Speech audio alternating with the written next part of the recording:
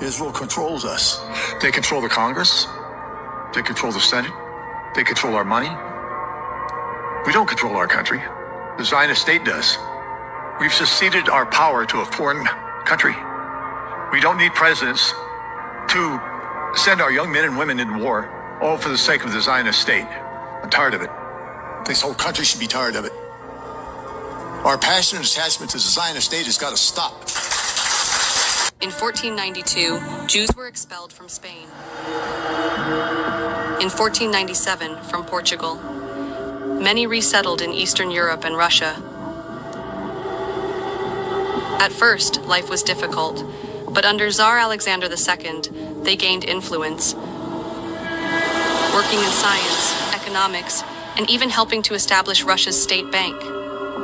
Then came 1881. The Tsar was assassinated, and Jews were blamed. Persecution followed. Some turned to Palestine.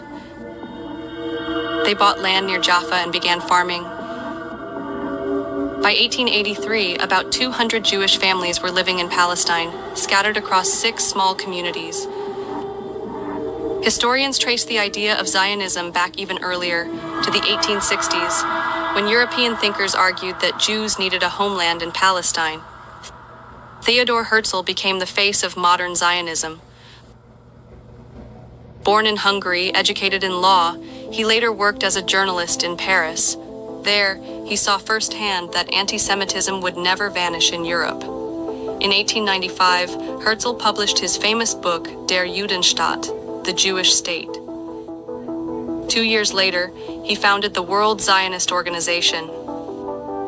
In Switzerland, he organized the first Zionist Congress. Herzl declared that the ultimate goal of Zionism was clear, an independent Jewish state. So it's now the Jewish mob and the Italian mafia. To be completely honest, I had no idea the difference between the mob and the mafia. Dude, it's such a wild rabbit hole because no one does. The mob basically took over the mafia long before that. Like, Meyer Lansky is famous for creating the National Crime Syndicate, Murder Inc. Meyer Lansky is the one that is famous for having photos of J. Edgar Hoover going fellatio on his boy. And so Meyer Lansky was the one that allegedly had control over the FBI to keep the FBI on a leash. The way I kind of look at it in the short form is one of them got a country. Like, one of them literally founded a country, Israel. And the other one is sort of like relegated to obscurity now in Hollywood movies. And, you know, they're active in Sicily. They're still active in the United States too. But the mob took over an immense amount of power there. And I think that we all call them the mafia all the time, and we think of them as like the Italian mafia, but like the Jewish mobsters had a lot of power. And Jacob Rubinstein was a Jewish mob. Yeah, think about how many movies you've ever seen about Jewish mobsters. But we've seen hundreds of movies about the Italians, mafia. Yeah. They're all about the Italian mafia, and a few about the Irish mafias. And Hollywood was very literally founded by a bunch of Jewish film producers that were being ostracized from the New York film spaces, because at the time, back in like the 1900s, the center of film was in New York. And they were all like, no, Jews can't fucking work here. We don't want you here. Like, go away. And so all these Jewish film producers that wanted to make movies, they were like, well, okay, we'll just go found our own place. And they moved to California and founded Hollywood. And that's all. It's like all over Wikipedia. It's not secret history. That's not in any way controversial. LA to this day has the highest percentage of Jewish population of anywhere in the United States, because it was the safe haven all of a sudden for Jewish people, because Hollywood was founded by them. And so they naturally, they have always been a major presence in Hollywood. And so it could just be a coincidence, but it's like glaringly obvious when you think about how many movies have been made about the Jewish mob and how many have been made about the Italian mafia. And most people don't realize that the Jewish mob had at least as much power as the mafia, if not more. How does this small country exert such pressure on the United States? How do they? Because the Israel lobby is quite wealthy, and because it bought most of our elected officials. Biden received more money from AIPAC than any other U.S. senator. He holds the record, and he hasn't been in the Senate. He wasn't in the Senate for 10 years, 12, I don't know how long it's been. And if you stand up to them, like Jamal Bowman, they spent $11 million to get him ousted from his House seat. That's a long track record. I mean, they pushed out Fulbright. Fulbright held hearings about AIPAC raising money as a nonprofit. And you remember the exact details. They mounted a fierce campaign to push Fulbright out of the Senate, and they succeeded. So it's not new. To challenge the Israel lobby, given the deep pockets of the Israel lobby, is, they will... They stole the land. Then they stole the story. We're bringing it back. In 1917, while World War I was raging, the British made a promise, not to the Palestinians who lived on the land, but to the Zionist movement. It was called the Balfour Declaration, a 67-word letter that gave away a homeland that wasn't theirs to give. Imagine if someone promised your house to a stranger while you were still living in it. That's what happened to Palestine. No consultation, no permission, just a colonial decision made in London, and a century of pain began. This was the first betrayal, and it was just the beginning. Americans have no idea how racist the Israelis are. They are absolutely the most racist people on the planet. I hate racism. Racism is wrong. There is not one race is superior or inferior to another race. Look, if they want to be racist somewhere, go be a racist, okay? Go buy land. Go buy an island. There are islands for sale. They're for sale, Doc. I see islands for sale. Go legitimately buy an island and own it. And go there and be a racist. Don't steal Palestinian land. Don't kill Palestinian children because you think they are subhuman and you are the ultimate superior human and you have the right to kill them and take their land. Right.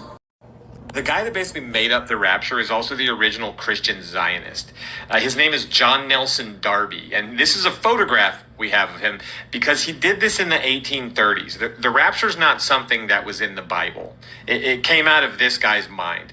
He founded a branch of Christianity called dispensationalism, and he preached about a pre-tribulation rapture where all the good Christians would get snapped up. And in order for that to happen, the Jews needed to be in Israel in order to facilitate his end times prophecies. So he basically came up with the concept of Christian Zionism as a side effect of his rapture nonsense. And gave the Jewish Zionists necessary allies in their fight to steal Palestine. There are very few people in history that have caused more problems than this man. All that crazy shit that evangelicals talk about, fucking the end of the world, and then allying with Israel, and then basically giving Palestine to the Israelis. You can thank this guy. And very few people know this guy's name. I don't know why, but John Nelson Darby, that's him. He sucks. Things just went down in New York City after secret tunnels were discovered under the synagogue. The police say they dug a secret tunnel into the sanctuary of the Chabad Lubavitch headquarters in Brooklyn. The men described by police as extremist students are accused of digging the tunnel so that they would be able to have access to the sanctuary after hours. And when a cement truck was brought in to fill that tunnel, the men stood in the tunnel, refusing to leave. A group of men have been arrested. The synagogue is closed now pending investigation. Bothers everyone, this whole community. There's not a single person that doesn't bother him right now that it's closed. Some reports said that the secret passage led to a space under the women's bath used for rituals. Other reports claim that the tunnel was built during lockdown, while others claim that the tunnel was part of an illegal expansion attempt. None of these claims have been confirmed yet. The leadership condemned their action. Synagogue leaders described the group as extremist students seeking unauthorized access to the building by breaking walls. But what do you think about these secret tunnels? So the House just passed their insane Zionism bill, also known as the Anti-Semitism Awareness Act. And this bill will allow the U.S. government to pull federal funding for student protesters who stand up for Palestine and against Israel. The bill also gives the government more power to crack down on supposed anti-Semitism, but their definition of anti-Semitism is very odd. For one, they say targeting of the state of Israel is anti-Semitic, whatever that means. And they also say it's anti-Semitic to compare contemporary Israeli policy to that of the German Nazis. After I liberate the Jewish people, I will go to Africa to help liberate the black people. How are they controlling the world? Meet the richest Jewish billionaires of 2025. Herbert Wertheim, Steven Spielberg, Jeffrey Lurie, Steve Lavin, Yitzhak, Chuva, Mark Cuban, Alexander Abramov, Mark Scheinberg, Sherry Arison, Paul Singer, Linda Resnick, Stuart Resnick, Thomas Pritzker, Michael Moritz, Jeffrey J. Rothschild, Ronald S. Barron, Michael Kaduri, Stanley Druckenmiller, Yuri Milner, Michael Milken, Joe Lewis, Teddy Sagi, George Soros, Arthur Danchik, Alexei Kuzmichev, Mark Rowan, Neil Blum, Patrick Drahi. Who do you think is the most powerful name on this list? Identified 11 babies who contracted herpes from the oral part of the circumcision. 2 of them died. The Centers for Disease Control has stated the procedure is not safe. Not only is it a safe method, it's the safest method. Rabbi William Handler calls this a direct attack on the ultra-Orthodox Jewish community and its customs, and says government is overstepping its bounds. Can't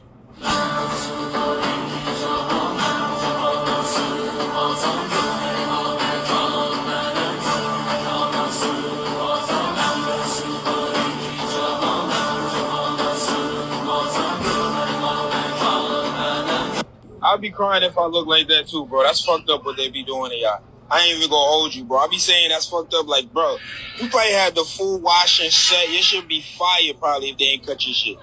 Fuck it though, bro. It's your life.